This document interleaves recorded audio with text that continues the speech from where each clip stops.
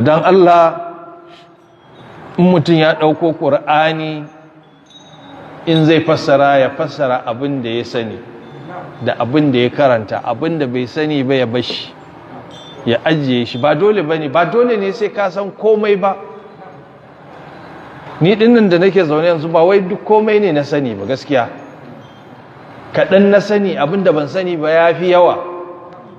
To ba wai dole ne sai ka san komai da komai aka tambaye ka kace sai ka ba da fatawansa ba, komai ka ba sai ka ba da fatawansa ba. A tambaye ka wannan kace sai ka amsa, a tambaye ka wancan a ce sai ka amsa. Ba dole bane, abinda baka sani ba kace musu ban sani ba, ko kuma ka ce musu zan duba ko zan tambayi malaman da suke sun fi ni ilimi akan wannan fannin sannan amsa muku akan wannan. Ba gajiyawa ciki kuma ba takaitawa. Ya zo cewa Imam Malik an yi masa tambaya guda 70, ɗaya 70. Imam Malik fa, Imam Darul Hijra, amma duk tambayoyi 70 dinnan sai ce ban sani ba, ban sani ba. Manzo Allah sallallahu alaihi wasallam yana cewa la a'lam nisful ilm, cewa ban sanin nan ba shine rabin ilimi. Ban sani ba kace ban sani ba to rabin ilimi ne shi kansa ba. Amma kace komai ka sani, komai ka sanin nan to akwai hadari a ciki. Shi yasa na ba mu shawara, idan an tambaye ka akan ɗariƙar tijaniya kai ba tijani ba to karka amsa, saboda baka santa ba. Ka ce a je wajen shehinan tijaniya a tambaye su me yasa suke tijaniya, me hujjansu, me dalilinsu, me kuma suka dogara da shi suke yi.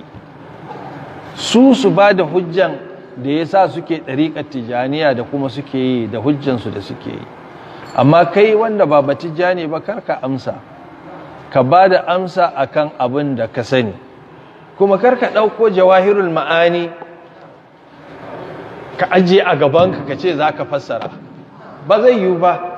Kamar mutum ne fa ya je ya ɗauko littafi, ina gaya wa waɗanda suke kamar university da sauransu, mutum ya je ya ɗauko littafin physics ko chemistry ko kuma biology nan da ake yi na level 5 ko level 4 ko 3 ko 7, ya zo ya ce shi zai fassara.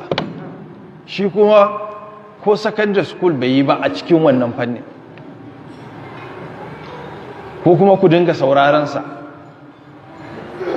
Ya zo yana karyata duk abin da aka rubuta a biology kuna kabbara, yana karyata duk abin da aka yi a chemistry kuna kabbara. To wannan duk ba yi da amfani, ba inda zai kai mu sai baya, ba zai kai mu gaba ba. Amma na tabbatar wa 'yan Najeriya da duk wani wanda yake sauraron tafsirin da muke a yau cewa wallahi ɗariƙar tijaniya gaskiya ce.